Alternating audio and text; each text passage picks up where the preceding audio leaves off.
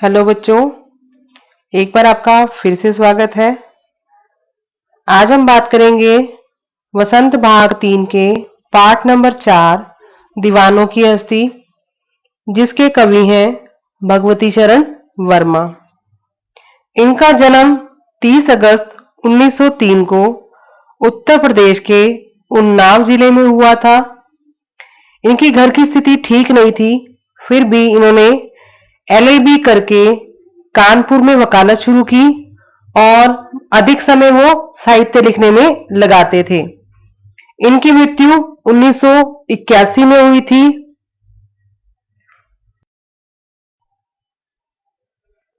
इस कविता के माध्यम से कवि ने स्वतंत्रता के लिए जो अपनी जान हथेली पर लेकर घूम रहे थे, उन मस्तमौला लोगों का वर्णन किया है कि वो कैसे कैसे कहां पर जाते हैं, कि कैसे लोगों से मिलते हैं, उनका जो एक्सपीरियंस है, अनुभव है, वो कैसा होता है, उसके बारे में वर्णन किया है। हम दीवानों की क्या हस्ती है, आज यहाँ कल वहां चले, मस्ती का आलम साथ चला, हम दूर उड़ाते जहां चले। कवि कह रहा है कि उसका जो स्वभाव है, क्योंकि यहाँ पे जो कवि है उसने अपने आप को एक दीवाने के रूप में प्रस्तुत किया है, स्वतंत्रता के लिए जो घूम रहे हैं उस दीवाने के रूप में अपने आप को प्रस्तुत किया है। कवि यहाँ पे कहना चाह रहा है कि जो उसका स्वभाव है वो दीवाने का है, यानी दीवाने होते हैं जो जिसको कोई चिंता नहीं होती, वो मस्त स्वभाव के होते हैं। वो कह रहे हैं कि उनकी क्या हस्ती है कि वो आज यहाँ कल वहां चले, यानी कि उनको कोई परवाह नहीं है, क्योंकि वो एक जगह टिकते नहीं है। वो आज तो यहाँ पर है, यहाँ मतलब एक जगह पर है, और कल दूसरी जगह पर वो चले जाते हैं। मस्ती का आलम साथ चला, हम दूर उड़ाते जहां चले। कह रहे कि हम जहां भी जाते हैं अपने साथ साथ खुशियों का माहौल लेकर चलते हैं, क्योंकि खुद भी मस्त बोला है, वो प्रसन्न रहता है और कहता है कि हम जहां भी जाते हैं प्रसन्नता हमारे साथ साथ चल जाती है, हम अपने साथ दूसरे लोगों को भी प्रसन्न रखते हैं। आए बनकर उल्लास अभी, कवि कह रहे हैं कि हम अभी तो उल्लास यानी कि खुशी का संदेश लेकर आए हैं, और कभी आंसू बनकर बह गए, बह चले अभी। वो कह रहे हैं कभी कभी हमारी वजह से लोगों के जो आंखों में आंसू भी आ जाते हैं। सब कहते ही रह गए, अरे तुम कैसे आए, कहाँ चले। क्योंकि कवि का आना जाना इतना जल्दी होता है, कभी एक समय तो यहाँ होता है, एक समय वहां होता है, तो इतनी जल्दी से वो ऐसा कार्य होता है तो लोगों को समझ नहीं आते हैं। तो लोग कहते हैं कि तुम्हें समझ नहीं आ रहा, तुम कब आए और तुम कब चले गए। यानी कि वो जब आते हैं तो खुशियां लेकर आते हैं, और जब वो जाने लगते हैं और उनके साथ जो खुशियां हैं वो समाप्त हो जाती हैं, और लोग उनके जाने से दुखी हो जाते हैं। तो ये काव्यांश है। काव्यांश के आधार पर कुछ प्रश्न उत्तर भी निकल कर आते हैं, जो हम इस काव्यांश के आधार पर करेंगे। तो पहला जो प्रश्न है वो निकल कर आ सकता है, क्योंकि ये पाठ कविता है तो कविता के कवि होते हैं। तो सबसे पहला जो क्वेश्चन निकल कर आना चाहिए वो है पाठ का, कविता का नाम और कवि का नाम। शुरू में मैंने बताया था कवि का नाम भगवती शरण और भगवती शरण वर्मा, और कविता का नाम दीवानों की हस्ती।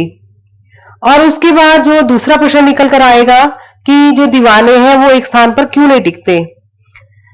वीडियो की स्टार्टिंग में मैंने आपको बताया था कि ये कविता उन पर आधारित है कि जो लोग स्वतंत्रता के लिए घूमते रहते थे, तो उन लोगों के बारे में है। तो वो लोग ऐसे टिकते क्यों नहीं थे, क्योंकि वो लोग अंग्रेजों के खिलाफ रणनीति बना रहे थे। रणनीति बनाते हुए उनको ये डर होता था कि अगर वो एक जगह पर ज्यादा समय टिक जाए, ज्यादा समय रह जाए, तो जो अंग्रेज है उन्हें पकड़ लेंगे।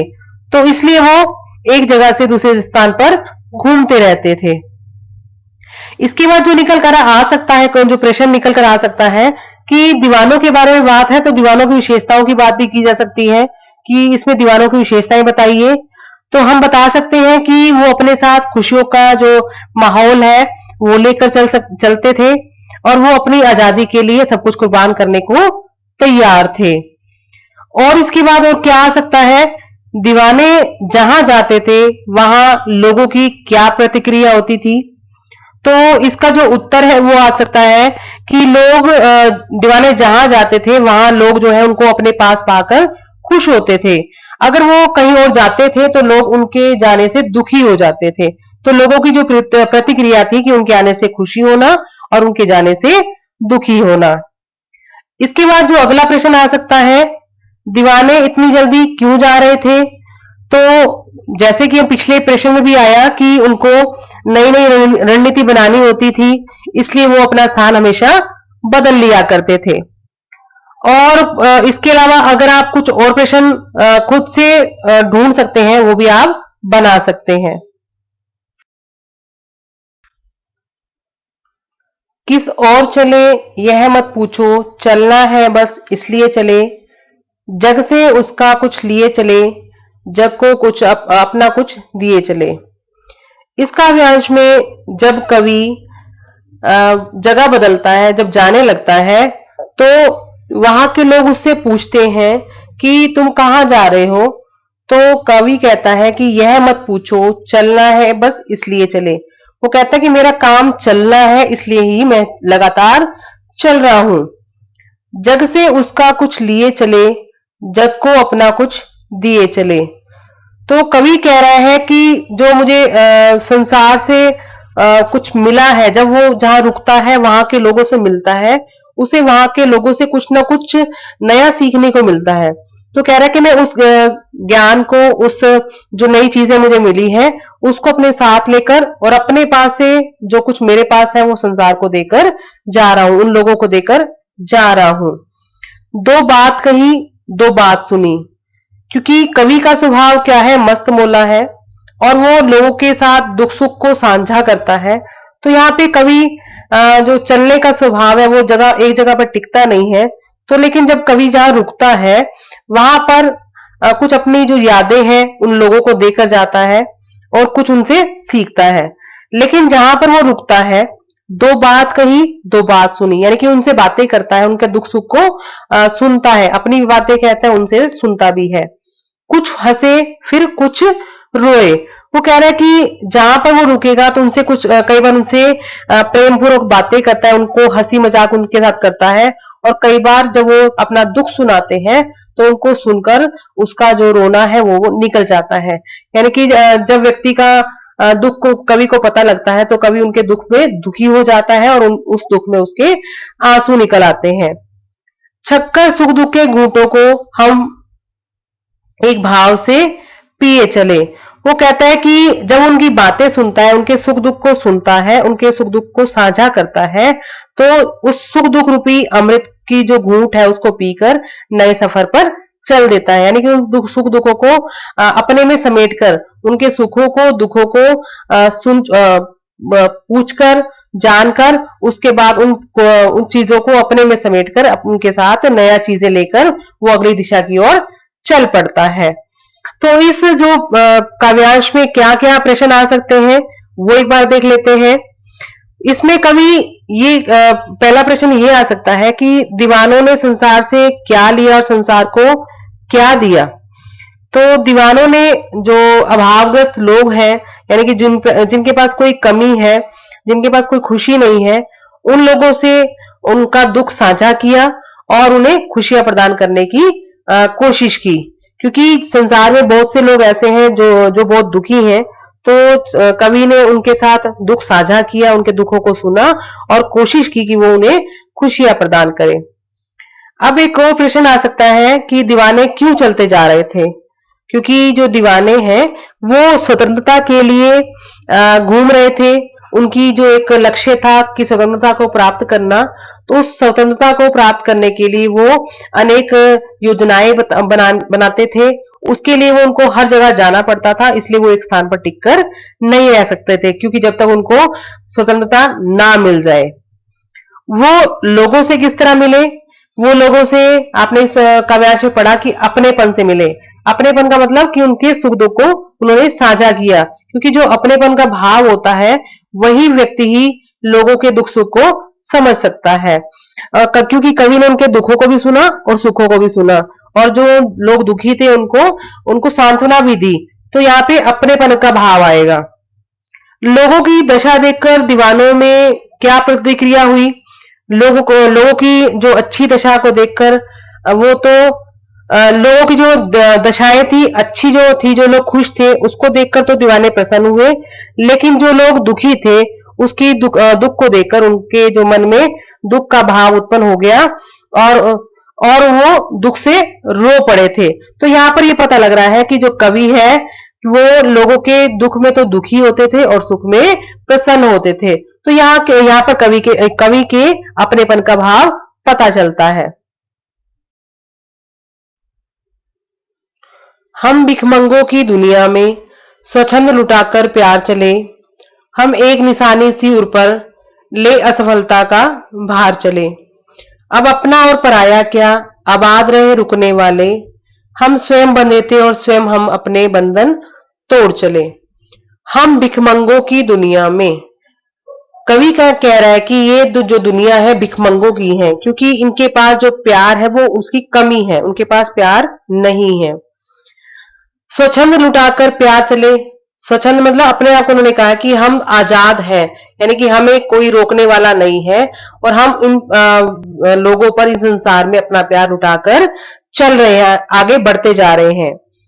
हम एक निशानी सी उर पर ले असफलता का भार चले।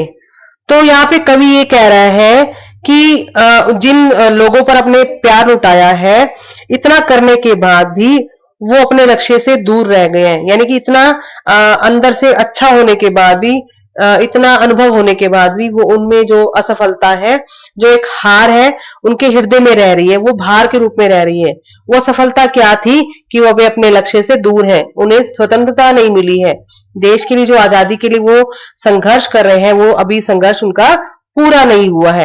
इसलिए उन्होंने कहा है कि असफलता का भार हमारे हृदय में अभी भी है, क्योंकि वो लगातार चल रहे हैं, लगातार अपनी जो रणनीतियां बना रहे हैं, लगातार प्रयास कर रहे हैं, उसके बाद भी वो सफलता प्राप्त नहीं कर पा रहे हैं। अब अपना और पराया क्या, आबाद रहे रुकने वाले। कवि कह रहा है कि हमारे लिए अब कोई ना कोई अपना है ना पराया। कवि ऐसा इसलिए क्यों कह रहा है कि क्योंकि जो सेनानी है उनके लिए जो सारे लोग हैं, चाहे वो किसी मुस्लिम जाति के हैं, हिंदू जाति के हैं, सिख के हैं, किसी भी धर्म के हैं, किसी संप्रदाय के हैं, चाहे वो छोटा है बड़ा है, उनके लिए सारे एक जैसे हैं, यानी उनके लिए सारे अपने ही हैं, ना कोई उनके लिए अपना ना पराया, यानी कि समभाव है। वो किसी को दुश्मनी की नजर से नहीं देखते, ना ही वो अपने प्रिय की तरफ देखते हैं, उनके लिए जो मिले उनसे वो अच्छे से बात करते हैं। तभी वो कह रहे हैं आबाद रहे रुकने वाले। वो कह रहे हैं कि जो संसार में रुकने वाले लोग हैं, रुकने वाले क्यों कहा है, क्योंकि जो कवि है वो अपने आप को ये मानता है कि हम आजादी के लिए और आगे बढ़ रहे हैं, तो हम उसके लिए कुर्बान होने के लिए तैयार होकर आगे जा रहे हैं, यानी कि हमारी कुर्बानी कभी भी हो सकती है। तो कह रहे हैं हमारे बाद जो रह रहे लोग हैं, जो लोग रह जाएंगे, वो हमेशा आबाद रहे, हमेशा खुश रहे। वो यही चाह रहा है कि वो हमेशा अपने जो लोग रह जाएंगे वो हंसी खुशी अपना जीवन बिताएं। हम स्वयं बंधे थे और स्वयं हम अपने बंधन तोड़ चले। यहाँ पे कवि कहना चाह रहा है कि हमने जो अपने नियम खुद बनाए थे, कि हमने इस राह पर चलने की जो बात थी वो खुद की थी अपने जाने के लिए, ना किसी और ने हमें कहा था कि चलने के लिए, ना हम किसी और के कहने से चले थे। वो कहता है कि हम अपने ये जो मार्ग है वो खुद बनाया था और स्वयं अपने बंधन तोड़ चले। और वो कहता है कि हम कुर्बान होने के लिए जो आगे बढ़ रहे हैं, जो आगे किसी और रास्ते पे जा रहे हैं, तो हम जो अपने नियम है उसको तोड़कर हम और आगे चल रहे हैं। तो यहाँ पर जो काव्यांश है उसके आधार पर क्या क्या प्रश्न निकल सकते हैं। एक तो प्रश्न ये आ सकता है कि सबसे पहली जो लाइन है पंक्ति है, उसमें ये लिखा हुआ है कि कवि ने दुनिया को कैसा बताया है और क्यों कहा है। तो कवि ने दुनिया को भिखमंगा बताया है, क्योंकि जो दुनिया है केवल उनको दुनिया चाहती है कि हमें सब कुछ मिलता रहे, हमें कुछ वापस देना ना पड़े, इसलिए जो कवि है उसने दुनिया को भिखमंगा बताया है। फिर उसके बाद आ सकता है कि अभावग्रस्त लोगों के बीच दीवानों ने क्या किया।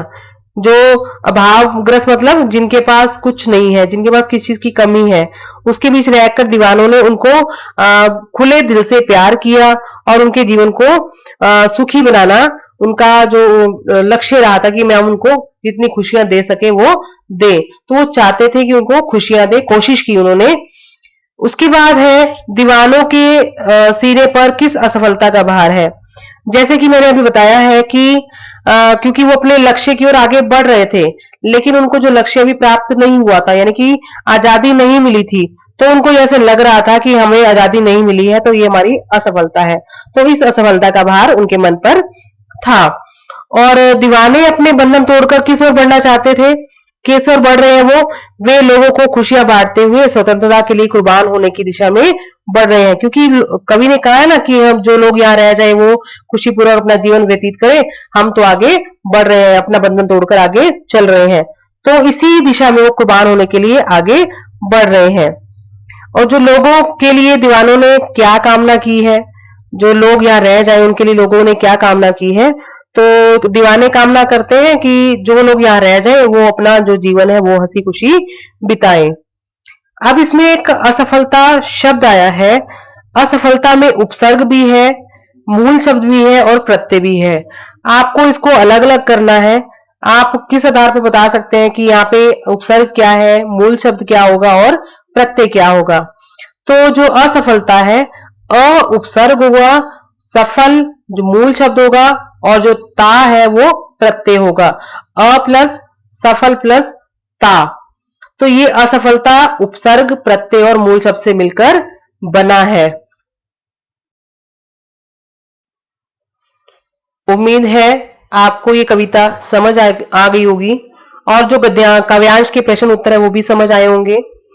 अगली वीडियो में मैं अभ्यास के प्रश्न उत्तर लेकर फिर से आऊंगी। अगर आपको मेरी वीडियो अच्छी लगे तो लाइक कीजिएगा, शेयर कीजिएगा और कमेंट जरूर कीजिएगा और सब्सक्राइब भी कीजिएगा। धन्यवाद।